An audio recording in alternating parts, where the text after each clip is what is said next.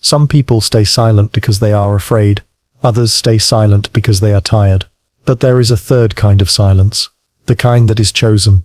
When someone does not respond the way the situation demands, your mind starts creating explanations on its own. You replay their face, their pause, their lack of reaction. Silence becomes louder than any sentence could be. Dark psychology does not always look like manipulation or cruelty. Sometimes it looks like stillness, a refusal to fill the space, a decision to let others sit with their own discomfort. This theory explores the inner mechanics of people who remain quiet, not by accident, but by understanding how silence shifts power, triggers projection, and quietly reorganizes social dynamics without a single word being spoken. Tonight, you will step inside the psychology of those who stay silent, not to imitate them, but to understand what silence does to the mind that encounters it. Silence is often mistaken for nothing, a pause, a gap, an absence of effort. But psychologically, silence is one of the most crowded spaces a human mind can encounter. When someone stays quiet, the interaction does not stop, it intensifies. The brain hates unfinished patterns. It is wired to complete shapes, predict outcomes, and resolve uncertainty as quickly as possible. Words usually perform that function. They close loops. They reassure the nervous system that the social exchange is still under control. Silence does the opposite. When a response does not arrive, the mind keeps running. It begins searching for meaning where none has been offered. Tone is imagined. Intent is assumed. Judgment is inferred. The quiet person may be doing nothing at all, yet the other person is now working overtime, constructing an entire narrative to fill the void. This is why silence is never neutral. In dark psychology, silence functions as an amplifier. It magnifies whatever already exists inside the observer. A confident person interprets silence as space. An anxious person interprets it as threat. An insecure person hears rejection. Someone carrying guilt hears accusation. Silence does not inject meaning. It extracts it. People who stay silent, especially in emotionally charged moments, unintentionally or deliberately create a cognitive vacuum, and the human mind rushes to fill vacuums the way lungs rush for air, not calmly, not carefully, but desperately. This is where silence begins to feel heavy. Words distribute responsibility. Once something is said, it can be evaluated, challenged, misunderstood, forgiven, or dismissed. Silence keeps responsibility suspended. Nothing is pinned down, nothing is confirmed. The situation remains unresolved, and unresolved situations consume mental energy. This is why silence lingers longer than speech. A harsh sentence may sting, but it has edges. Silence has none. It seeps, it spreads, it follows people home. They replay it at night. They wonder what it meant. They imagine what they should have said. They rehearse conversations that never happened. And all of it unfolds without the silent person doing anything at all. This is where the darker side begins to emerge. People who understand this effect learn that silence shifts psychological labor onto others. The silent person rests. The other person works. They analyze facial expressions, timing, body language. They search for clues. They self-interrogate. Silence becomes a mirror that reflects the observer back at themselves, often in unflattering ways. This is not always intentional. Many quiet people are simply inward-facing. They process internally. They conserve energy. They choose not to speak unless necessary, but the effect remains the same. Silence pulls attention inward, and attention breeds interpretation. In social dynamics, this creates asymmetry. The person who speaks exposes their thoughts. They become readable. They offer handles others can grab onto. The silent person offers no such grip. They remain undefined, and what cannot be defined cannot be easily controlled. This is why silence is often associated with power, even when no power is claimed. Think of interrogations. The person who speaks too much loses leverage. The one who waits, who pauses, who lets the room stretch uncomfortably, often gains it. Silence slows the pace of the interaction. It dictates rhythm. It decides when the next move happens. Even in everyday conversations, the same mechanism applies. When someone does not immediately respond, you lean forward psychologically. You wonder if you said something wrong. You begin adjusting yourself, sometimes apologizing, sometimes explaining, sometimes revealing more than you intended. Silence quietly invites disclosure. This is why silence feels active, even when it looks passive. There is also a moral illusion attached to silence. Quiet people are often perceived as thoughtful, deep, or disciplined. Silence borrows credibility from restraint. It looks like control. It looks like wisdom. Whether or not that perception is accurate does not matter. The brain fills the gap with positive or negative assumptions based on its own biases. And that is the key point. Silence hands interpretive authority to the observer. Words steer interpretation. Silence relinquishes it. In doing so, it allows the observer's inner state to dictate the meaning of the interaction. Two people can experience the same silence in completely different ways. One feels respected, another feels dismissed. The silent person did nothing different. This makes silence dangerous territory. For the one who stays silent, it can protect identity. It prevents misquotation. It avoids commitment. It keeps inner thoughts sealed. But it also invites misinterpretation. Silence cannot defend itself. It cannot clarify. It cannot correct false assumptions once they form. And assumptions harden quickly. Over time, repeated silence builds a psychological profile around a person that may have very little to do with who they actually are. They become intimidating, cold, mysterious, or judgmental, simply because others were left alone with their thoughts for too long. This is the cost of empty space. Silence is not nothing. It is an environment. And like any environment, it shapes behavior. It pressures. It distorts. It reveals. It comforts some and unsettles others. Understanding this is the first step in understanding the dark psychology of people who stay silent, not because silence is evil, but because it is powerful. And power does not require noise to function. The human brain is not designed for silence in social situations. It is designed for signals. From the earliest moments of life, survival depended on reading responses.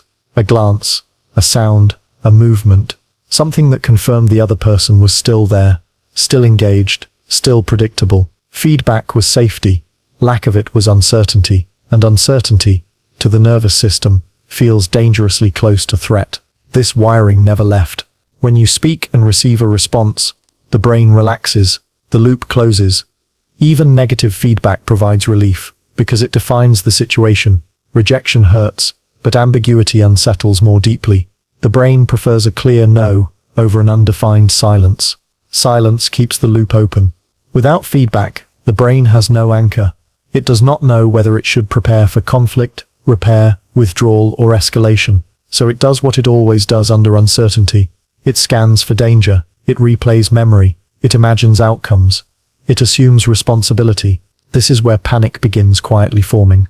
Neuroscientifically, the brain treats missing social feedback as incomplete data, and incomplete data is treated as a problem to be solved. The mind starts generating hypotheses. Did I say something wrong? Are they angry? Did I cross a line? Am I being judged? Am I about to be excluded? Each unanswered question adds friction. The longer the silence lasts, the more interpretations stack on top of each other. The brain does not wait patiently. It fills gaps aggressively. It uses past experiences, insecurities, and unresolved emotional patterns as raw material. Silence becomes a canvas painted by fear, not fact. This is why people often feel anxious after sending a message that goes unanswered. It is not the silence itself that hurts. It is the mind's response to it. The brain interprets missing feedback as social instability, and social instability, in evolutionary terms, meant danger, exile, loss of protection, loss of resources, loss of belonging. Modern silence still presses those ancient buttons. The amygdala, responsible for threat detection, becomes more active when signals are unclear. Cortisol rises. Attention narrows. The body prepares for something, even though it doesn't know what. The heart rate increases slightly. Muscles tense. Thoughts loop. All of this from nothing being said. This is why silence can feel physically uncomfortable. Words regulate emotional temperature. They stabilize interactions. Even awkward conversation is better than no response at all. Silence removes regulation. It leaves the nervous system without guidance. And a nervous system without guidance defaults to vigilance. People who stay silent are often unaware of how intensely others are reacting internally. From the outside, silence looks calm. Inside the observer, it can feel like a slow unraveling. This asymmetry creates psychological imbalance. The person who stays silent remains regulated. The person waiting for feedback becomes dysregulated. They begin chasing resolution. They send follow-up messages. They overexplain. They apologize preemptively. They try to provoke a response, any response, just to end the uncertainty. Silence quietly reverses control. This is why therapists, negotiators, and interrogators use silence intentionally. They understand that the human brain will volunteer information when deprived of feedback. The discomfort becomes unbearable. The mind seeks relief through disclosure. Silence pressures the other person to move. But this mechanism also explains why silence can feel cruel, even when it is unintentional. The silent person may simply be processing, resting, or choosing not to engage. The other person's brain does not care. It reacts as if something is wrong because something is undefined. Undefined situations are dangerous to prediction systems. The brain is a prediction machine. It constantly forecasts outcomes to minimize surprise. Feedback helps refine those predictions. Silence removes the data stream. The brain compensates by increasing internal simulation. This is why silence feels loud. You are not reacting to nothing. You are reacting to dozens of imagined futures generated in rapid succession, most of them negative, because the brain prioritizes threat over comfort. It would rather prepare for rejection that never comes than be unprepared for it if it does. People who stay silent unknowingly become triggers for this system. Their quietness activates the other person's inner noise. The silence itself becomes the stimulus. The absence of reaction becomes the reaction. This is also why some people cannot tolerate silence at all. They rush to fill it with jokes, explanations, or irrelevant chatter. They are not talking to communicate. They are talking to regulate their nervous system. Words become self-soothing tools. Silence removes that tool. In darker psychological terms, silence functions as a stress test. It reveals who needs reassurance to remain stable, and who can sit inside ambiguity without unraveling. Those who panic are not weak. They are human. They are responding exactly as the brain was designed to respond. But this design can be exploited. When silence is used deliberately, it becomes a lever. It creates imbalance without aggression. It shifts emotional labor. It invites self-doubt without accusation. It pressures without confrontation. And because nothing is said, it leaves no evidence. This is why silence is often remembered as more disturbing than words spoken in anger. Anger has shape. Silence has no edges. It spreads through imagination, unchecked. Understanding this mechanism reframes silence entirely. It is not passive. It is not empty. It is not neutral. It is a stimulus that forces the brain to reveal its deepest assumptions about itself. And that is why the human brain panics without feedback. Because in silence, it is left alone with its own interpretations. And not all interpretations are kind. Pressure does not always arrive loudly. Sometimes it arrives as nothing at all. In most social situations, pressure is created through words, accusations, expectations, demands. But silence operates differently. It applies force without declaring intent. It does not push forward. It simply refuses to move. And that refusal changes the entire psychological balance of the room. When one person stays silent, the pressure does not disappear. It relocates. The weight shifts onto the person waiting for a response.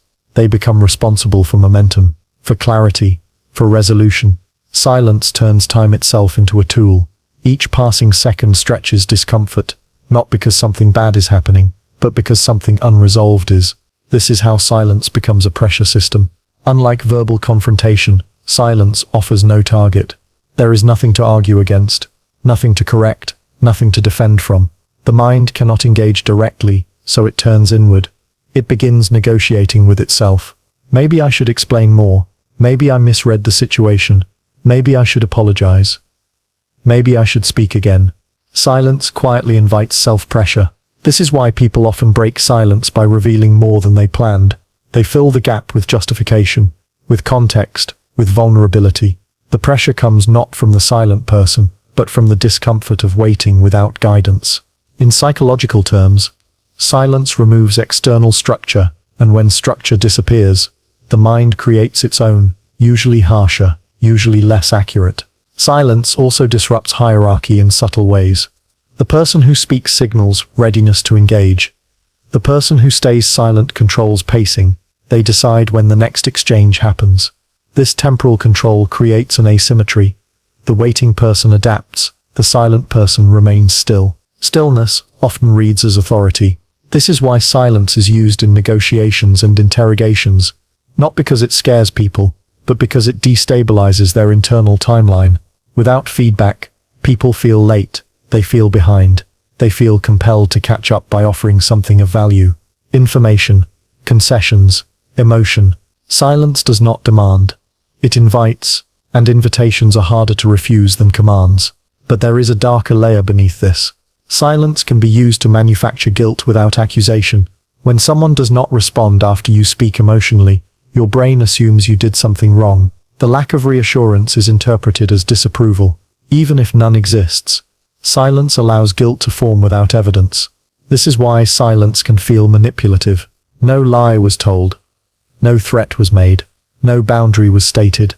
Yet the emotional outcome is real. Anxiety rises. Self-doubt creeps in. The waiting person begins trying to repair something that may not be broken. Pressure without fingerprints.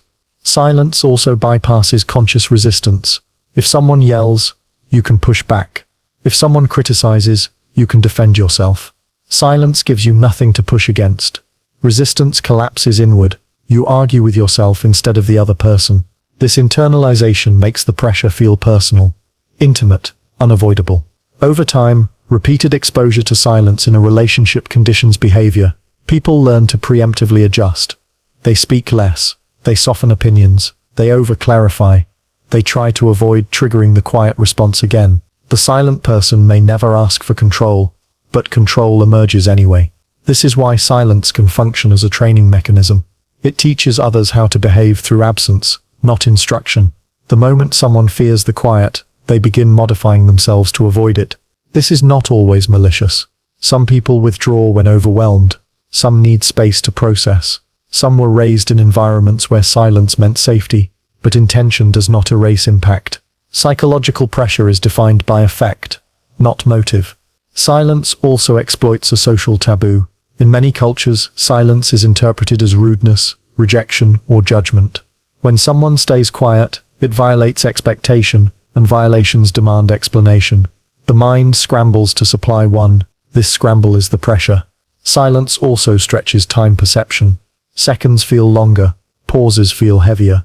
The waiting person becomes hyper-aware of themselves, their posture, their tone, their last sentence. Self-consciousness intensifies. All of this increases compliance.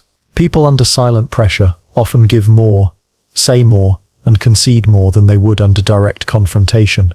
Not because they are weak, but because their nervous system is trying to restore equilibrium. Silence withholds equilibrium, and that is its power. But silence as a pressure tool has a cost. It erodes trust. It creates ambiguity. It leaves emotional residue. People may comply in the moment, but they remember the discomfort. They remember how it felt to be left hanging. Silence does not explode relationships. It slowly bends them. Understanding silence as a pressure tool is not about using it. It is about recognizing when it is being used on you, because the most effective pressure is the kind you don't notice until you are already responding to it, and silence applies pressure without ever raising its voice. To be unread is not the same as being misunderstood. Misunderstanding still acknowledges you. Unreadness feels like invisibility. When someone remains silent, they remove the usual signals that confirm you have been seen, heard, and registered. No nod, no reaction, no verbal recognition. The mind does not interpret this as neutrality. It interprets it as absence. And absence triggers a deep, quiet fear. Humans are social organisms, shaped by feedback loops. From early childhood, identity is reinforced through response. You cry, and someone looks at you. You speak, and someone answers. These exchanges teach the nervous system that expression leads to acknowledgement. Silence breaks that chain. When you speak into silence, your words lose their landing point. They float without confirmation. The brain begins to wonder if they mattered at all, and from that question grows a more unsettling one. Do I matter in this moment? This is where the fear of being unread takes hold. Being unread means you cannot adjust. You do not know how you are being perceived. You cannot repair, clarify, or recalibrate because you have no data. The absence of feedback traps you inside uncertainty. You are left guessing at your own impact. This guessing becomes psychological strain. People fear being disliked, but they fear being unread even more. Dislike is defined, unreadness is not. It leaves the self suspended without orientation. You do not know where you stand. You do not know what to fix. You do not know if you should retreat or press forward. So the mind begins filling the silence with self-critique. Maybe I was too much. Maybe I was boring. Maybe I revealed something I shouldn't have. Maybe I still being judged. Silence offers no correction. This fear intensifies in emotionally exposed moments. After vulnerability, after honesty, after confession. When silence follows emotional disclosure, the brain interprets it as emotional abandonment. Not necessarily intentional, but deeply felt. The body reacts accordingly. Heart rate increases. Muscles tighten. Thoughts race backward through the interaction. You replay your words, searching for errors. You attempt to read the silence like a coded message. But silence is not a language. It is a void that forces translation without a dictionary. This is why people often overexplain when faced with silence. They are not trying to be clear. They are trying to be readable. They offer more detail, more emotion, more justification in the hope that something will finally register. Silence creates a craving to be seen. This craving can become compulsive. People begin shaping themselves in real time to provoke reaction. They change tone, they soften opinions, they add humor, they self-deprecate, anything to confirm that the other person is still tracking them. Silence tests emotional visibility. Those who can sit inside being unread tend to have a strong internal sense of self. They do not rely heavily on external confirmation to remain stable. Those who cannot experience silence as erasure, neither response is wrong. Both are human. But this difference creates power imbalance. The person who stays silent holds perceptual authority. They see without revealing whether they see. The other person feels exposed without knowing how they are being processed. This asymmetry generates anxiety. Being unread also threatens identity continuity. We understand who we are, partly through how others respond to us. Silence interrupts that mirror. Without reflection, the self momentarily loses shape. This is why silence can feel destabilizing. In darker psychological dynamics, silence is sometimes used to induce this fear intentionally, not to harm, but to dominate, to unsettle, to remain opaque while others feel transparent. The silent person stays intact. The other person feels fragmented. But silence does not need intention to create this effect. Even well-meaning quietness can trigger it. The nervous system does not distinguish between deliberate silence and accidental silence. It reacts to the absence of signal either way. This is why silence hurts most when it follows openness. The more you reveal, the more you need acknowledgement. Silence after exposure feels like standing alone under a spotlight that suddenly turns off, and the darkness feels personal. Over time, repeated experiences of being unread condition behavior. People speak less, they withdraw emotionally, or they become hyper-expressive, constantly seeking reaction to reassure themselves of presence. Both are adaptations to the same fear. The fear of being unread is not vanity. It is not weakness. It is the nervous system seeking confirmation of connection. Silence denies that confirmation. And in that denial, the mind begins to question its own existence in the interaction. That is why silence feels so heavy. Not because nothing is happening, but because too much is left undefined. And the human mind does not like being undefined. It wants to be seen. It wants to be registered. It wants to know it landed somewhere. Silence offers no such comfort. And so the fear of being unread lingers, long after the silence itself has ended. When words disappear, the mind does not remain empty. It turns inward and begins supplying its own material. Silence does not communicate meaning, but it demands interpretation. And interpretation rarely comes from reality. It comes from whatever is already living inside the observer. This is projection. Projection occurs when internal thoughts, fears, or expectations are assigned to someone else. In ordinary conversation, words limit projection. They constrain imagination. They define boundaries. Silence removes those constraints. Without verbal guidance, the mind becomes the author. When someone stays silent, the observer begins asking questions that have no immediate answers. What are they thinking? Why aren't they responding? What does that look mean? Each unanswered question opens a space for assumption, and assumptions always borrow from the self. An anxious person projects rejection. A guilty person projects judgment. A dominant person projects challenge. A trusting person projects patience. The same silence produces radically different emotional experiences depending on who is observing it. Silence acts like a psychological mirror. It reflects not the silent person's inner world, but the observer's unresolved material. Their past experiences, attachment style, and self-image fill the gap. The silence itself remains blank. This is why silence can feel deeply personal, even when it is not. The mind does not tolerate ambiguity well. It searches memory for similar situations, and applies old conclusions to the present moment. If silence once meant abandonment, it means abandonment again. If silence once meant punishment, it feels punitive now. The present is filtered through the past. This mechanism is automatic. Projection does not ask permission. It happens faster than conscious thought. By the time logic arrives, the emotional response has already taken shape. This is how silence quietly gains power, because it allows the observer to convince themselves of something without being told. No accusation is required, no insult, no threat. The mind builds the entire narrative alone, and once a narrative forms, it feels true. Silence also removes accountability. If someone speaks, they can be challenged. If someone stays silent, there is nothing to challenge. The observer cannot verify their assumptions, so the projections remain untested. Untested beliefs harden quickly. This is why silence often escalates conflict internally before any external conflict appears. The observer becomes emotionally reactive, while the silent person remains unchanged. The emotional imbalance grows. Projection fills the space where dialogue should be. This is also why silence can provoke sudden emotional outbursts. The observer eventually reacts not to what is happening, but to what they believe has been happening. They confront the silent person with assumptions that were never stated. From the silent person's perspective, the reaction seems disproportionate. From the observer's perspective, it feels overdue. Two realities diverge. Silence also amplifies self-focus. Without external feedback, attention collapses inward. The observer becomes hyper-aware of their own feelings, words, and perceived flaws.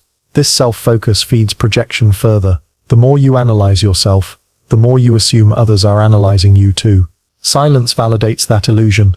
In darker psychological dynamics, silence can be used deliberately to provoke projection. By offering no clarification, the silent person allows the observer's mind to wander. Eventually, the observer reveals their fears through their reactions. Silence becomes a diagnostic tool. But even without intention, silence functions this way. It exposes internal patterns. It reveals attachment wounds. It surfaces insecurities that words usually keep hidden. This is why some people feel strangely seen by silence. Even though nothing was said, they are reacting to their own projections as if they came from the other person. Silence becomes a stage where the observer performs alone. The danger of projection is not that it is inaccurate. It is that it feels accurate. Emotional certainty forms without evidence. And once certainty forms, behavior follows. People withdraw. People appease. People attack. People confess. All in response to a story silence never told. Over time, repeated projection erodes relationships. The silent person becomes a symbol rather than a human. They are treated according to what others imagine they represent, not who they actually are. This is the hidden cost of silence. It invites meaning without consent. Understanding this mechanism is crucial. When silence triggers strong emotional reactions, the question is not what the other person is thinking, but what the silence is pulling out of you. Because silence does not speak. It listens. And in that listening, it reflects the mind back to itself. That is how silence forces projection. Not by saying anything at all. Control is often imagined as something overt. Commands, rules, authority. But some of the strongest forms of control leave no visible structure behind. They operate quietly, without announcement, and without resistance. Silence is one of the cleanest ways this happens. Quiet people rarely appear controlling. In fact, they are often perceived as passive, agreeable, or detached. Yet in many interactions, they end up steering outcomes without lifting a finger, not through force, through absence. This is invisible control. When someone speaks less, they reveal less. And what is not revealed cannot be easily challenged. The quiet person offers no opinions to debate, no emotions to manage, no position to oppose. Others are left navigating around them, adjusting without knowing exactly why. The center of gravity shifts. In conversations, the person who speaks sets content, but the person who stays quiet sets pressure. Silence slows the pace. It creates pauses others rush to fill. It turns waiting into a task. The quiet person becomes the fixed point, while others orbit. This is how control emerges without intention. People unconsciously begin catering to the silent presence. They clarify themselves more. They seek approval. They look for signs of acceptance. The quiet person never asks for these efforts, yet they receive them. Control without request. Silence also avoids commitment. The quiet person is harder to pin down. They do not take sides quickly. They do not declare loyalty or disagreement. This ambiguity keeps options open. Others cannot predict their reaction, so they hedge their behavior. Unpredictability creates leverage. This is why silence often carries authority in groups, meetings, classrooms, negotiations. The person who speaks the least is often watched the most. Their eventual words are given disproportionate weight, simply because they are rare. Scarcity increases value. Quiet people also control narrative space. By not contributing, they allow others to expose themselves. Opinions emerge, conflicts surface, weaknesses reveal. The quiet person gathers information without giving any away. Information asymmetry is power. This does not mean quiet people are manipulators. Many are simply observant. They listen deeply. They prefer internal processing, but the psychological effect remains. Others feel seen while the quiet person remains unseen. That imbalance creates influence. Invisible control also operates through emotional neutrality. Quiet people often display minimal reaction. This emotional flatness denies others the feedback they use to adjust. Without cues, people second-guess themselves. They slow down. They become cautious. Caution breeds compliance. This is why silence can feel intimidating, not because the quiet person is threatening, but because they are unreadable. Unreadability creates uncertainty, and uncertainty shifts control toward the person who appears least affected. The quiet person appears steady while others wobble. Silence also resists escalation. Arguments need fuel. Silence removes oxygen. The other person either intensifies, revealing more, or retreats, conceding ground. Either way, the quiet person remains untouched. Control through non-engagement. Over time, patterns form. People learn that the quiet person does not chase, explain, or react quickly, so they adapt. They bring less chaos. They monitor themselves more closely. The quiet person becomes an unspoken reference point. All of this happens without instruction. This is why invisible control is so difficult to confront. There is nothing to accuse, nothing to call out, nothing to push against. The quiet person can always say they did nothing, and technically they did not. But psychological influence does not require action. It requires positioning. Silence positions a person outside the normal feedback loop, and whoever stands outside the loop controls its rhythm. There is a cost to this. Invisible control isolates. It creates distance. Others may feel managed without knowing how. Trust can erode. Relationships can feel one-sided. The quiet person becomes respected, but not always understood. Power without warmth feels cold. Understanding quiet people and invisible control is not about labeling silence as manipulation. It is about recognizing how restraint alters dynamics, how absence reorganizes interaction, how not participating can still shape outcomes. Silence does not dominate by force. It dominates by refusing to participate in the usual exchange. And in that refusal, control quietly settles where no one thought to look. In human interaction, silence is rarely interpreted as absence. It is interpreted as information. The moment someone expects a response and does not receive one, the brain flags it, not as neutral, but as meaningful. Something is being communicated, even if nothing was said. This is how silence becomes a signal. Signals exist to reduce uncertainty. Silence does the opposite, yet the brain still treats it as intentional. It assumes choice. People rarely believe silence is accidental. They believe it is deliberate, even when it is not. Intent is projected onto quiet. When a message goes unanswered, when a question hangs in the air, when emotion is met with stillness, the observer reads the silence as a message. Disapproval, distance, control, indifference, or power. The specific meaning depends on context, but the signaling function remains. Silence also gains meaning through timing. Immediate silence feels different from delayed silence. Prolonged silence feels different from brief pauses. The brain tracks these patterns and assigns significance. The longer the pause, the heavier the assumed message. Time turns silence into language. In social systems, patterns become symbols. Someone who consistently stays quiet in meetings is seen as reserved or strategic. Someone who goes silent after conflict is seen as punishing or withdrawing. Someone who offers silence after vulnerability is seen as rejecting or evaluating. The silent act becomes a reputation. This is why silence can damage relationships without a single word being exchanged. The message may never be intended, but it is received anyway. Silence does not need accuracy to function as a signal. It only needs expectation. Expectation is the key. Whenever a response is expected and does not arrive, the absence becomes informative. It tells the observer that the usual rules are not being followed. Something has changed. Something is different.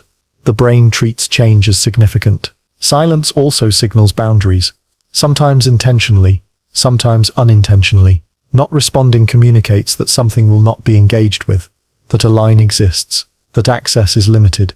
Even when no boundary is declared, silence draws one. This is why silence can feel final. Words can be negotiated. Silence often feels like a closed door. The lack of explanation makes it feel non-negotiable. The observer is left to interpret the boundary alone. Silence also functions as a social ranking signal. In many hierarchies, those with more power speak less. They are not required to justify themselves. Their silence implies confidence and authority. Whether true or not, this association persists. Quiet reads as elevated. This is why people often lower their tone around silent individuals. They assume importance. They assume judgment. Silence creates a gravity that pulls behavior toward caution. Even silence meant as kindness can signal distance. Giving space may feel respectful to one person and cold to another. The signal is not controlled by intention. It is shaped by perception, and perception fills silence quickly. Over time, repeated silence becomes a stable message. People stop expecting response. They stop reaching out. The silence no longer signals confusion. It signals closure. This transition is subtle but powerful. The danger is that silence rarely self-corrects. If a spoken message is misunderstood, it can be clarified. Silence offers no such repair.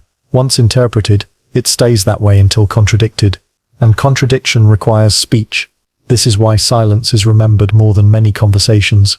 Because the mind finishes the message on its own, and self-generated meanings feel more convincing than external ones.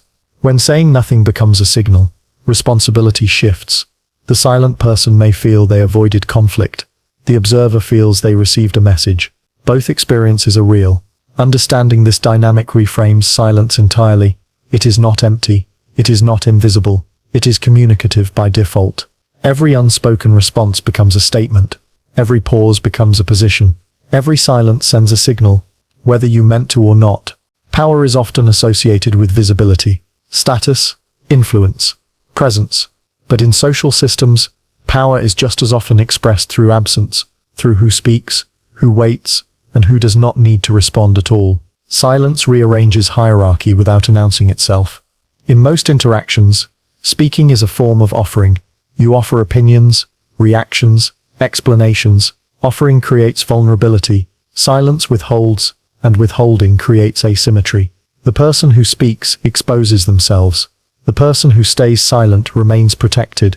Protection breeds power. This is why, across cultures and settings, those at the top tend to speak less. Leaders, judges, elders, executives. Their silence is not emptiness. It signals that they are not required to justify themselves. Others speak around them, filling the space. Silence marks position. In conversations, the one who responds quickly often adapts. The one who waits dictates pace. Timing becomes authority. The silent person controls when the interaction advances and when it stalls. Control of time is control of power. Silence also determines whose emotions matter. When one person reacts and the other does not, emotional labor flows in one direction. The expressive person regulates. The silent person observes. The imbalance is subtle, but it places the silent individual in a higher psychological position. Emotional neutrality reads as strength. Groups instinctively defer to those who appear least affected. Silence suggests composure. Composure suggests confidence. Confidence suggests authority. The chain forms automatically. This is why silence often intimidates. People are more likely to soften disagreement, explain themselves, or defer when faced with quiet resistance rather than loud opposition. Loud opposition can be confronted. Silence cannot. Power thrives where resistance dissolves inward. Silence also fragments alliances. When someone stays quiet during conflict, both sides watch closely. The lack of stated allegiance forces others to guess where loyalty lies. This uncertainty makes people cautious. They avoid antagonizing the silent figure. Ambiguity becomes leverage. In social hierarchies, silence can elevate someone without their consent. Others project wisdom, depth, or superiority onto them, simply because they do not participate loudly. Silence becomes a social signal of importance, even when it is just preference. This is how power is assigned, not claimed. However, silence does not always empower. Its effect depends on context. Silence from a high-status individual reads as authority. Silence from a low-status individual may be ignored. Power amplifies silence. Silence amplifies power. The interaction between the two is recursive. Silence also polices boundaries without enforcement. When someone does not respond to inappropriate behavior, it signals that the behavior does not merit engagement. The offender may feel dismissed or embarrassed. The correction occurs without confrontation. This is power without friction. But there is a darker side. When silence is used repeatedly to assert dominance, it can create psychological inequality. One person becomes perpetually expressive. The other remains distant. Communication becomes one-sided. Power concentrates silently. Over time, this dynamic can erode mutuality. Relationships begin to feel hierarchical, rather than reciprocal. Silence stops being calm and starts being controlling. Social power dynamics depend on perception, and silence is one of the strongest perception-shaping tools available. It creates distance. It creates gravity. It creates hierarchy without structure. This is why silence is never socially neutral. It either elevates or erases. It either commands or concedes. Understanding silence within social power dynamics is not about condemning quiet people. It is about recognizing how absence functions as influence. Because in social systems, power does not always speak. Sometimes it waits, and the room rearranges itself around that waiting. At first glance, shyness and strategic quiet look the same. Both involve silence. Both involve restraint. Both invite interpretation. But underneath, their motives, effects, and psychological mechanics are completely different. Shyness is reactive. It is fear-based. It emerges from uncertainty, insecurity, or social anxiety. A shy person stays quiet because they worry about judgment, making mistakes, or being rejected. Their silence is protective, but it is also vulnerable. They are leaving themselves unspoken, not to control others, but to avoid harm. Strategy, on the other hand, is deliberate. It is choice-based. A strategically quiet person understands the effect of their silence and uses it intentionally. They know that withholding response changes perception, shifts control, and invites projection. They stay quiet not out of fear, but because silence achieves influence in ways speech cannot. Shyness often produces internal chaos. The shy person may overthink, rehearse, and regret every unspoken word. They are internally reactive, and their silence may be accompanied by discomfort, fidgeting, or visible tension. Others may sense their nervous energy, perceiving their quiet as weakness or passivity. Strategic silence produces external impact while maintaining internal composure. The strategic quiet individual remains calm, grounded, and unreadable. They do not fidget, overcompensate, or apologize for their silence. Instead, they observe, gather information, and influence indirectly. Their quietness creates asymmetry in attention and emotional labor. Others unconsciously work to fill the gap left by their non-participation. The difference also shows in timing. Shyness is indiscriminate. It appears in every context, regardless of stakes or audience. Strategy is selective. It surfaces when remaining silent achieves a purpose.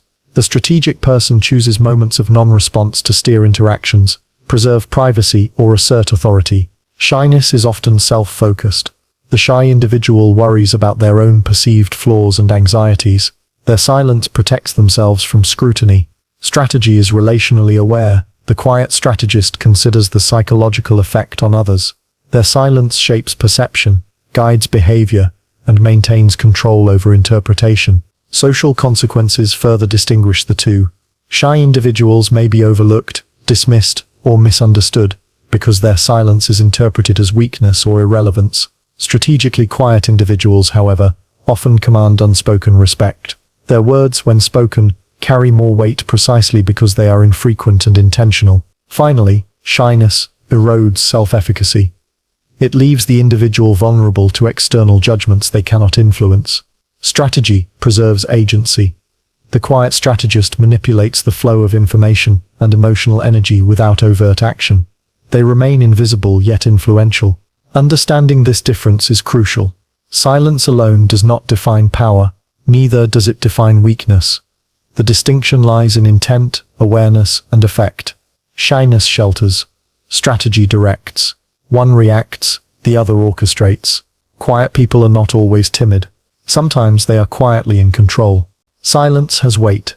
Not the kind you measure with hands, but the kind your mind senses in a room, in a conversation, in a shared moment. When someone chooses not to speak, the pause becomes filled, not with words, but with implication. And the mind, ever hungry for meaning, interprets that vacuum as evaluation. The reason silence feels like judgment is rooted in expectation. Human brains are wired to predict responses. When a statement is made, a question is asked, or a personal truth is revealed, we anticipate feedback. Laughter, nods, acknowledgement, or disagreement all confirm that we are registered in the social space. Silence removes that confirmation. The absence of response leaves the observer exposed. No reply feels like scrutiny, because it provides no reassurance. This effect is magnified when silence follows vulnerability. Sharing personal thoughts or feelings is an act of opening. It invites connection. When met with quiet, the lack of reflection is processed by the brain as a negative evaluation. Did I say the wrong thing? Are they disappointed? Do they disapprove? The mind fills silence with judgment, because judgment is a familiar cognitive pattern. Ambiguity is uncomfortable, but imagining critique is predictable. Silence also engages social comparison instinctively. When another person stays still while you speak, your brain asks, consciously or unconsciously, how am I being perceived? Am I measuring up? Humans are highly sensitive to being assessed, especially by peers. When no signal is offered, the mind supplies one, often harshly. The quieter the other person, the louder your inner evaluation becomes. Facial expressions, micro-gestures, and body language amplify the effect. A neutral look in silence can be read as disapproval. Slight changes in posture or gaze can be interpreted as criticism. The silent person rarely intends to judge, yet the observer's brain overlays assumptions. Silence acts as a canvas. Judgment is the painting projected onto it. Moreover, silence delays closure. The spoken critique, though painful, provides boundaries. A response allows you to understand where you stand. Silence denies that clarity. The lack of information is processed by the nervous system as uncertainty, and the brain treats uncertainty as threat. Threat triggers hypervigilance, which interprets absence as evaluation, intensifying the feeling of being judged. Social conditioning reinforces this effect. From childhood, humans learn that unspoken disapproval is a form of correction, a teacher's quiet stare, a parent's lack of response. These early experiences train the brain to equate silence with moral or social assessment. The pattern becomes automatic. Even in adulthood, when no judgment is intended, silence evokes the familiar feeling of being weighed, measured, or corrected. Silence can also feel judgmental, because it reveals what others are capable of withholding. When someone has the power to respond and chooses not to, it signals that they are in control of interpretation. You begin to feel as though your thoughts, words, and actions are under a subtle evaluation. The silent person's non-engagement implicitly asserts authority, whether recognized or not. Interestingly, the mind often amplifies this effect based on relationship dynamics. Silence from a loved one, or respected authority figure, is heavier than silence from a stranger. Familiarity increases sensitivity. The brain interprets quiet as commentary, precisely because the person matters. Their non-response is magnified into significance. Finally, the subjective feeling of judgment arises, because silence mirrors internal insecurity. The observer's own doubts, guilt, or self-critique project outward. The silent person functions as a reflective surface. You feel judged not only by them, but by your own mind reading their absence. In essence, silence is not neutral. It is active. It does not speak, but it resonates. It does not accuse, but it pressures. It does not clarify, but it illuminates insecurities. Silence feels like judgment because your mind insists on reading it as such. Because in the absence of words, interpretation becomes unavoidable, and in that interpretation, the weight of perceived evaluation is heavier than any spoken critique. When silence is present, you do not hear judgment, you create it. The term observer effect originates in physics, but its principle applies equally to human behavior. Simply being watched or feeling watched changes how people act. In conversations, in social groups, and in personal interactions, the presence of observation alters thought, speech, and emotion. Silence intensifies this effect. When someone stays silent, they are, in a sense, observing without interference. Their quietness becomes a mirror. The observer's attention falls entirely on you, your words, your gestures, and your reactions. Because nothing is returned, your brain interprets their attention as hyper-focused scrutiny. Every syllable feels amplified, every pause examined. The observer effect in this context is subtle but powerful. Humans are social creatures conditioned to adjust behavior in response to feedback. When feedback is absent, the mind overcompensates, imagining the intentions of the silent watcher. This mental simulation can lead to self-monitoring, over-explaining, and excessive caution, all reactions to an invisible spotlight. Silence turns observation into performance. You speak, gesture, or even move differently than you would alone. You anticipate judgment. You predict the observer's thoughts. You rehearse outcomes in real time. In effect, your actions become data for the silent participant to interpret. Interestingly, the observer effect also amplifies projection. Because the silent person does not correct assumptions, you begin to assign meaning to their inaction. Their non-response becomes a stimulus, prompting self-reflection, insecurity, or defensive behavior. What they see may be irrelevant, yet your mind insists it matters. This effect is heightened by relationships. Silence from someone whose opinion carries weight, an authority figure, a loved one, a respected peer, produces more intense reactions. Your behavior is no longer just about the content of interaction. It becomes a measure of social survival, approval, or alignment with expectations. Even casual silence exerts influence. A friend who does not respond to a story, a colleague who remains unreadable in a meeting, a partner who offers no reaction, all trigger the observer effect. The brain interprets absence as observation without judgment, yet simultaneously assumes evaluation. The mind cannot leave ambiguity unexamined. Over time, this effect conditions behavior. People adjust preemptively, modifying what they say, how they say it, and even what they think internally, anticipating the silent gaze. Subtle control emerges without confrontation.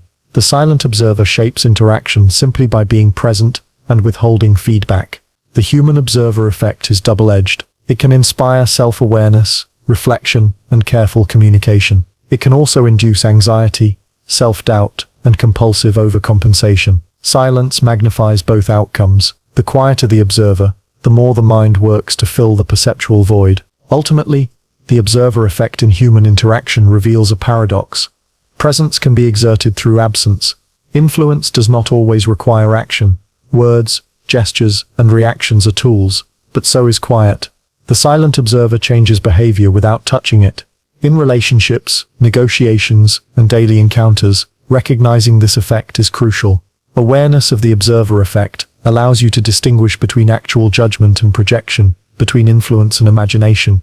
Because in human interaction, just as in physics, observation is never neutral, even silence watches. And when silence watches, behavior shifts. Silence is not empty. It is a subtle force that compels response. When someone stays quiet, it creates a vacuum that the human brain instinctively seeks to fill. That vacuum is uncomfortable, even threatening, and the most common way people attempt to fill it is by over-explaining. Over-explaining is the mind's attempt to reduce ambiguity. When a statement, question, or confession receives no response, the brain assumes something is wrong. Did I say it badly? Did I offend? Do they misunderstand me? The absence of feedback becomes a problem demanding resolution. Words are the tool to solve it. The longer the silence, the more the brain escalates. Small pauses turn into imagined criticisms. Minor uncertainty transforms into self-doubt. People begin offering details they did not plan to, anticipating questions or objections that may never exist. They justify, they clarify, they apologize preemptively. The mind overcompensates to restore balance. Silence functions like an invisible prompt. It signals, explain yourself, make sense, reassure me. Even if the silent person is indifferent, the observer interprets the quiet as evaluation. Over-explaining is the instinctive response to perceived scrutiny. Psychologically, this is tied to social survival. Humans evolved in cooperative groups where being misunderstood or ignored could have consequences. Silence in response to speech is interpreted as a lack of acceptance or acknowledgement. The mind responds by producing more information, more context, and more reassurance to regain social alignment. The effect is magnified in emotionally charged situations. Vulnerability, confession, or honesty, followed by silence, triggers a stronger compulsion to over-explain. The brain perceives the stakes as high. Connection, approval, and safety are all in question. Over-explaining becomes a self-protective behavior. Even minor silence has cumulative power. In meetings, negotiations, or casual conversations, a single quiet moment can provoke disproportionate explanation. One unanswered question can lead to multiple paragraphs, a chain of clarifications, and excessive elaboration, all generated to fill the psychological gap. This dynamic is also why silence can be used strategically. People who understand its effect may deliberately withhold response to gather information, prompt disclosure, or shift control. They do not speak, yet others reveal more than intended, offering insight, concessions, or emotional transparency. However, silence is not always deliberate. Its mere presence, intentional or accidental, triggers over-explanation in predictable ways. The human mind cannot tolerate undefined social space. It will act to define it, often with words. In essence, silence becomes a lever. The quiet person does not pressure directly. They do not ask for clarification. Yet, through the absence of feedback, they activate a cascade of communication from others. Words, explanations, justifications, all flow to fill the gap. Understanding this mechanism reveals a paradox. The loudest influence can come from saying nothing. The quietest person can elicit the most speech. The mind's need to be understood, to be registered, and to resolve uncertainty becomes the tool that silence wields effortlessly. And in that gap between words, control quietly shifts toward the one who does not speak. Because silence does not just wait, it invites over-explanation. At first glance, emotional withholding and emotional control may appear similar. They both involve restraint, both involve silence, minimal expression, and selective engagement.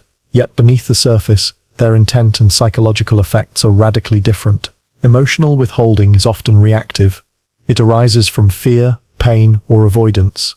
A person withholds emotion because they are unsure, hurt, or trying to protect themselves from perceived harm. Their silence or detachment is defensive, not manipulative. It communicates incompleteness. What they feel exists, but it is intentionally hidden. Emotional withholding often creates confusion, frustration, or anxiety in others, because the observer senses a gap but cannot discern intention. The withheld emotion is unpredictable, leaving others guessing and often projecting meaning onto it.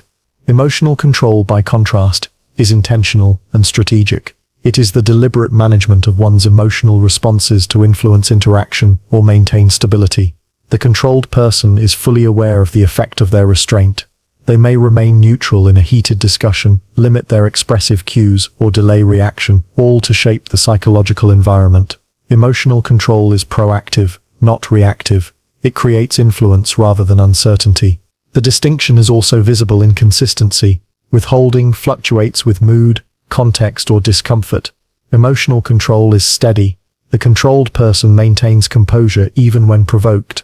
They modulate intensity carefully. Others may feel the weight of their presence without ever perceiving coercion. Silence in this case becomes a tool of influence rather than a shield. Effects on the observer differ as well. Emotional withholding often triggers projection. The silent person's feelings are interpreted based on the observer's own anxieties, assumptions, or past experiences. The mind fills the void, often with negative interpretations. Emotional control, however, guides perception. By choosing what to reveal and what to conceal, the controlled individual subtly shapes others' understanding, directing attention without overt force. In relationships, withholding can erode trust. It leaves others uncertain about intentions, availability, and emotional truth. Over time, this ambiguity can feel manipulative, even if unintended. Emotional control, however, can build respect. Others recognize restraint, composure, and reliability, interpreting it as strength rather than evasion. Another key difference is motive. Withholding is protective. Control is influential. Withholding says, I cannot risk exposure. Control says, I choose how to reveal myself and when. One limits engagement out of insecurity. The other modulates engagement to shape outcomes. The consequences for social dynamics are profound. Emotional withholding tends to trigger overcompensation in others. They speak more, reveal more, or attempt to breach the gap. Emotional control, conversely, often positions the controlled individual as a reference point. Others calibrate their behavior in response, creating implicit authority. Yet both rely on silence as a vehicle. The difference is the psychological architecture beneath that silence. One is reactive, uncertain, and inconsistent. The other is deliberate, measured, and influential. Understanding this distinction allows recognition of when silence exerts power versus when it signals fragility. In essence, emotional withholding conceals, emotional control commands, and the subtle difference determines whether silence isolates or influences, destabilizes or directs. Silence is often misinterpreted as withdrawal, evasion, or avoidance. When someone stops speaking, others instinctively wonder, are they upset? Are they ignoring me? Did I do something wrong? But silence does not always signal rejection. Sometimes it is a boundary, a declaration of limits rather than a retreat from interaction. Boundaries are necessary for psychological health. They define what is acceptable, protect energy, and maintain personal agency. Silence as a boundary communicates without argument. It does not attack. It does not demand. It simply establishes space for thought, reflection, or self-preservation. Unlike avoidance, which seeks to escape responsibility or confrontation, boundary silence is intentional. The silent person does not run from interaction. They pause it. They create a safe distance to prevent emotional overextension or reactive escalation. This restraint preserves control over self, rather than manipulating others. The power of silence as a boundary lies in its clarity through absence. Words can be debated, misinterpreted, or overridden. Silence communicates without ambiguity, if recognized correctly. I am not available right now. I am protecting my space. I will engage when appropriate. It signals self-respect rather than judgment. This type of silence often triggers reflection in the observer. The absence of immediate response encourages others to examine their own words, actions, or behavior. Unlike silence used for manipulation, boundary silence is self-focused. It does not demand reinterpretation of the silent person's thoughts. It simply asserts presence without engagement. The distinction between avoidance and boundary becomes apparent over time. Avoidance repeats inconsistently and unpredictably, leaving others uncertain and frustrated. Boundary silence is steady and proportional. It responds when necessary, engages when chosen, and withdraws when appropriate. The consistency reassures, rather than destabilizes. Boundary silence is also protective. In emotionally charged situations, speaking impulsively can escalate conflict. Choosing silence allows the individual to regulate response, maintain composure, and prevent unnecessary escalation. The absence of speech is not withdrawal from responsibility. It is a deliberate pause to preserve integrity and clarity. Importantly, silence as a boundary teaches others about limits. It models restraint, patience, and respect for personal space. People learn that engagement is voluntary, and that emotional access cannot be assumed. Unlike avoidance, which fosters frustration and confusion, boundary silence cultivates mutual understanding when recognized and respected. In relationships, silence used as a boundary preserves agency without eroding connection. It allows self-reflection for both parties. The silent person maintains equilibrium. The other party adjusts behavior with awareness rather than fear. The interaction remains intact, but with clearer structure and respect for autonomy. Ultimately, silence is a versatile tool. Its meaning depends on intention. When wielded consciously, it establishes boundaries, creates mental space, and protects energy. When misread as avoidance, it can seem harsh or punitive. Recognizing silence as a boundary rather than evasion reframes interactions and restores balance. Boundaries are not always spoken. Silence can speak louder than words. And when silence is intentional, it does not close doors. It marks them. Silence can be powerful, but it carries consequences when used consistently as a shield. Choosing never to clarify yourself, never to explain, justify, or respond, creates a subtle erosion of understanding, connection, and trust. The cost is often invisible at first, only revealing itself in patterns of misunderstanding and social tension. When you withhold clarification, others are forced to interpret your intentions on their own. Their assumptions fill the void. often based on past experiences, insecurities, or biases. The meaning they assign rarely matches reality. Over time, a single unclarified statement can become a distorted narrative, growing larger with each retelling. This misalignment affects relationships profoundly. Friends, colleagues, and partners begin to operate on guesses. They second-guess your motives. They interpret silence as judgment, indifference, or subtle criticism. Repeated unclarified moments accumulate like small fractures, eroding mutual understanding and increasing emotional distance. The cost is also internal. Refusing clarification can create mental loops within yourself. You may replay interactions wondering if you should have explained, anticipating misinterpretations, or worrying about potential conflict that never occurred. Silence intended as control or self-preservation can become self-punishing, generating anxiety over imagined consequences. Social influence is another area of impact. When you never clarify, authority can be undermined. Others may assume disagreement, disinterest, or incompetence.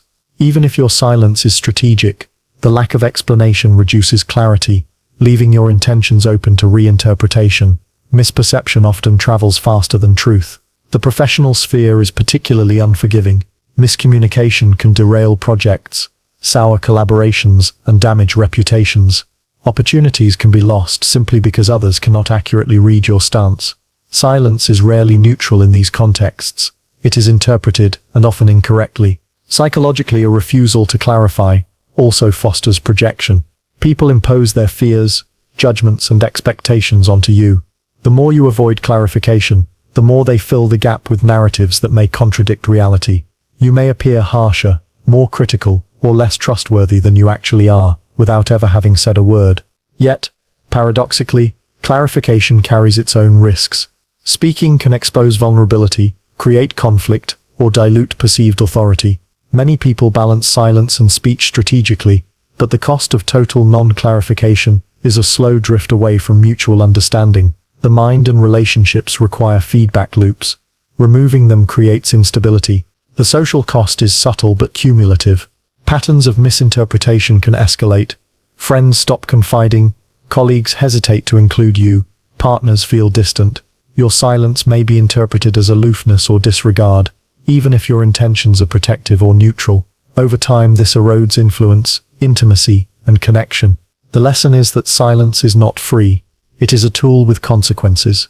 When used strategically, it shapes perception and maintains boundaries.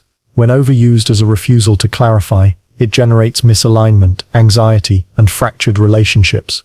The mind and the social world demand information. Without it, they invent it, and the results are rarely what you intend. Never clarifying yourself may preserve momentary control, but it slowly surrenders long-term understanding. Silence is powerful, but unchecked silence carries a price, and that price is often paid in the currency of misunderstanding. Silence has a way of commanding attention without effort. When someone speaks less, others instinctively notice, analyze, and assign meaning. The quiet individual is no longer just present. They are observed, interpreted, and often assumed to possess qualities beyond what is visible. This is why silence is frequently mistaken for strength. Humans associate restraint with control. Speaking freely is perceived as exposure. Speaking excessively can reveal insecurity or impulsivity. Conversely, choosing not to speak gives the appearance of composure, deliberation, and self-mastery. A silent person seems steady, confident, and unshakable, even if they are uncertain inside. Silence also generates scarcity. Words are valuable when rare. When someone speaks rarely, their words carry more weight. People pay closer attention, as if each statement were intentional and significant. This perceived precision is interpreted as strength, authority, and intentionality, regardless of actual influence or skill. Additionally, the absence of reaction, emotional neutrality, reinforces the impression of control. A quiet person, in conflict, debate, or tense situations, appears unaffected by provocation. Others may misread calm observation as immunity to manipulation, fear, or stress. The mind assumes that silence equals dominance. Social and cultural conditioning amplifies this effect. From childhood, people learn to respect elders, leaders, and authority figures who do not need to justify themselves. Silence becomes a social cue for power, even when the silent individual does not intend it. Their quietness signals that they are above the need for commentary or validation. Psychologically, the observer also projects qualities they desire or fear onto the silent individual. The lack of explicit feedback invites assumptions. Confidence, intelligence, strategy, emotional fortitude. The quieter someone is, the more the observer fills the gaps with idealized attributes. Silence becomes a canvas for imagined strength. However, misinterpretation cuts both ways. Silence assumed to be strength may conceal vulnerability, confusion, or disengagement. A person may be quiet out of fear, insecurity, or fatigue, but others attribute mastery and authority. This projection reinforces the quiet person's social positioning, without them doing anything consciously. Silence also imposes a subtle form of influence. People adjust behavior to accommodate the quiet individual, speak more carefully, or overcompensate in attempts to elicit a reaction. Without effort, the silent person shapes interaction and perception, reinforcing the illusion of control. The paradox is clear. Silence can be both defensive and commanding. It can be protective or powerful. Others rarely discern the intent behind it. They only observe the effect, and the effect is often interpreted as strength. Understanding this misinterpretation is crucial. Not all silence signals mastery, just as not all speech signals weakness. Yet, the social world treats silence as inherently authoritative. It imposes expectations, elicits attention, and shapes dynamics, all without a single word. Silence does not need to act to be felt. It does not need to speak to be interpreted. And in that space, quiet becomes power, real or imagined. Silence is not always about influence or control. Sometimes it serves as a shield, a means to preserve the core of who we are when exposure feels risky. In these moments, silence protects identity, maintaining boundaries between the self and external pressures. Every interaction carries a potential cost. Words reveal opinions, beliefs, fears, and desires. Sharing too much can invite judgment, manipulation, or misunderstanding. The more personal information is expressed, the more the self becomes accessible and vulnerable to others.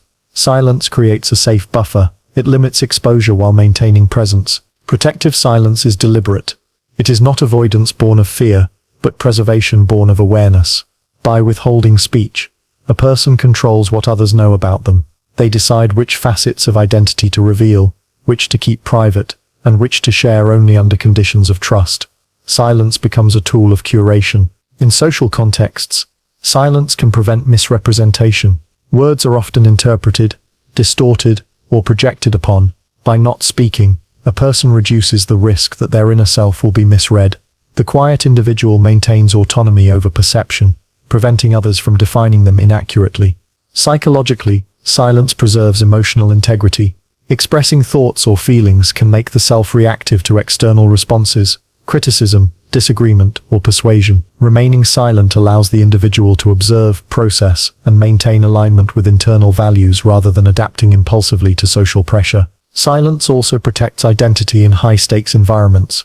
When power dynamics, social hierarchies, or emotional volatility are present, speaking without caution can compromise position or personal security.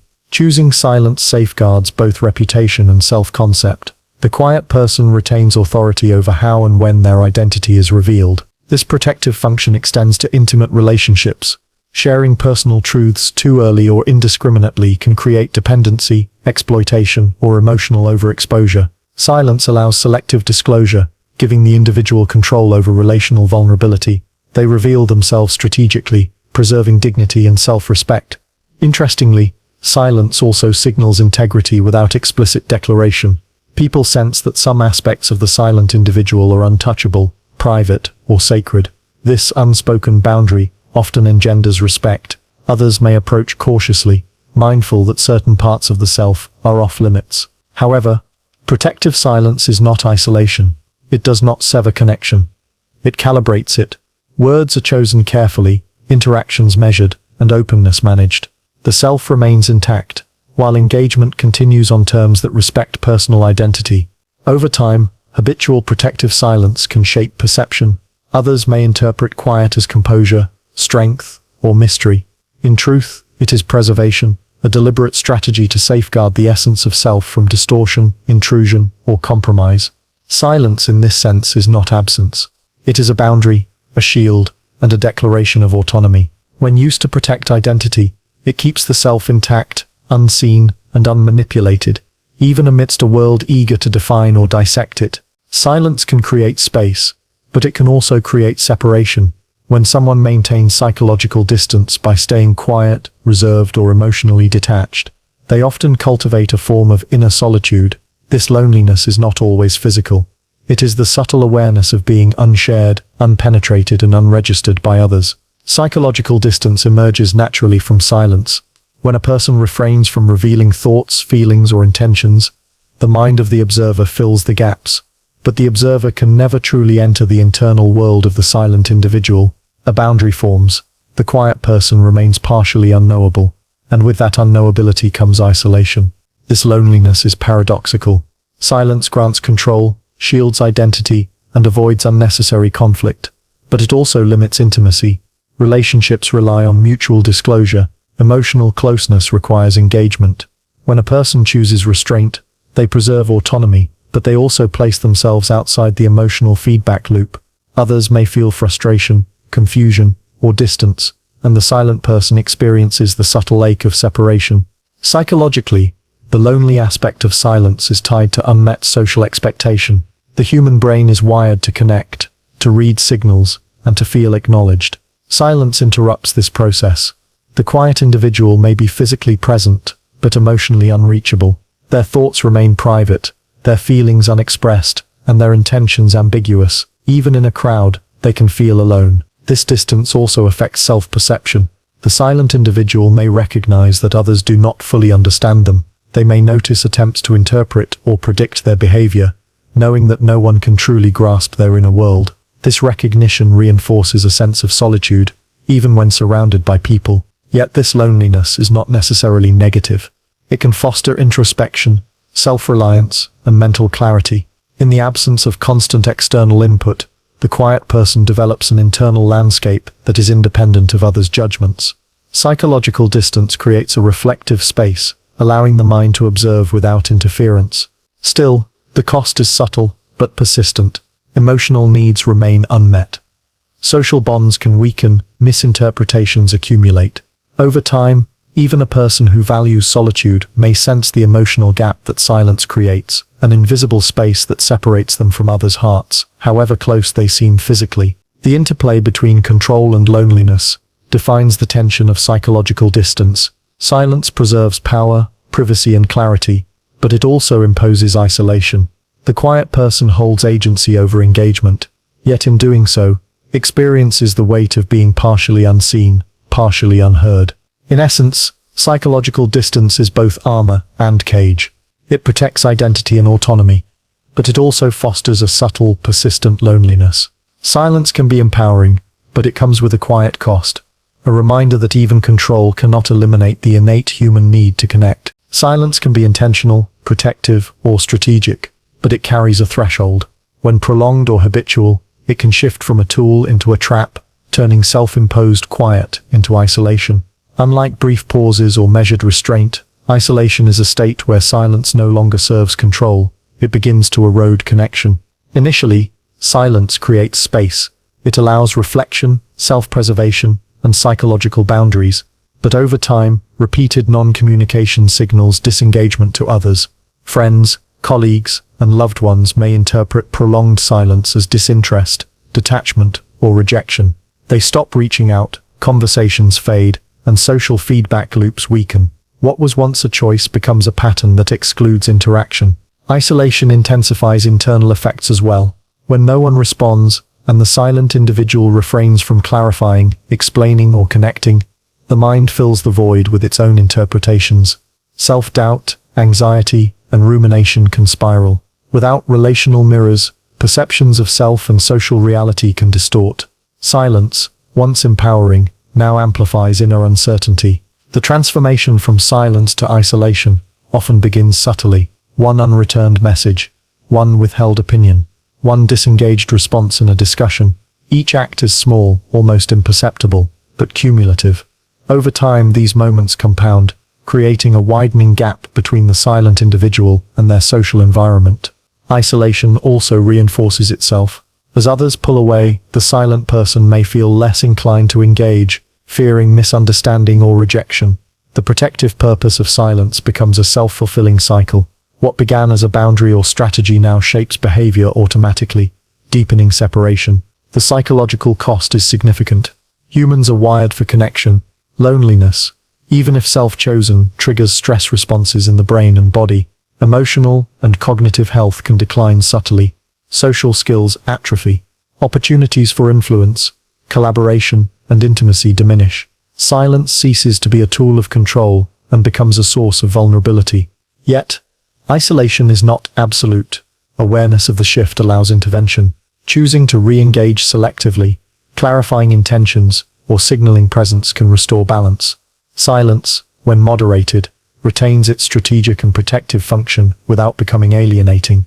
Ultimately, the line between strategic silence and isolating silence is delicate. One protects identity and asserts control, the other erodes connection and fosters loneliness. Awareness of this boundary is crucial for anyone who relies on quiet as a psychological tool. Silence is powerful, but unchecked, it can imprison the very self it once defended. And in the end, even control has its cost when it turns into isolation. Silence can be a weapon, a shield, or a strategy, but it carries risk. The final, most crucial lesson is learning to wield it without sacrificing identity, agency, or connection. Choosing silence without losing yourself requires awareness, intention, and balance. The first principle is self-awareness. Silence should be a tool, not a habit born of fear, avoidance, or reactive withdrawal. Knowing why you are quiet, whether to protect energy, gather information, or maintain composure, ensures that your silence serves you rather than controlling or isolating you unconsciously. Intentionality distinguishes empowerment from self-erasure. The second principle is active observation. Quiet does not mean passive existence. The silent person remains engaged internally, assessing social dynamics, emotional undercurrents, and relational cues. Awareness prevents silence from becoming disengagement. By observing thoughtfully, you can choose when to speak, when to act, and when to maintain restraint, all without losing your presence in the world. Third is boundary management. Silence can protect identity, but it must be calibrated. Withdraw too much, and you risk isolation. Withdraw too little, and silence loses its strategic power. The key is to define what is private, what is negotiable, and what must be expressed. Silence should mark boundaries, not erase participation. Fourth, recognize the cost of misinterpretation. Others may project, assume, or over-explain in your absence. Choosing silence requires accepting that perception is beyond your control, while also knowing when clarification is necessary to prevent long-term misunderstanding. Strategic silence balances privacy with occasional transparency. Fifth, self-expression must remain available. Silence should never become permanent suppression of voice, opinion, or emotion. The quiet person maintains the ability to engage meaningfully when needed. This preserves identity, integrity, and influence, while leveraging the power of unspoken presence. Finally, embrace reflection over reaction. Silence is most effective when it emerges from conscious choice rather than impulsive withdrawal. A reflective pause strengthens perspective, prevents overexposure, and allows you to navigate interactions deliberately. It transforms silence into a vehicle of control rather than a mask of fear. In practice, choosing silence without losing yourself is a continuous balancing act. Protect your energy, but remain present. Observe others without retreating into invisibility. Manage boundaries without severing connection. Accept misinterpretation while knowing when to clarify. Pause strategically while retaining authentic voice. Silence, when chosen consciously, becomes both armor and instrument. It shields identity, preserves autonomy, and enhances perception without eroding connection or selfhood. The quietest presence can be the most powerful, if it is deliberate. Because true mastery of silence is not in withholding words, but in knowing when silence serves you and when your voice must be heard. Silence is more than the absence of words. It is a psychological force that shapes perception, behavior, and relationships. Across human interactions, silence can protect, influence, and control, or, if left unchecked, it can isolate, mislead, and erode connection, create psychological pressure, and prompt over-explanation. Throughout this exploration, we've seen that silence can serve as a boundary, shielding identity and energy, be interpreted as strength, authority, or judgment, influence social dynamics without overt action.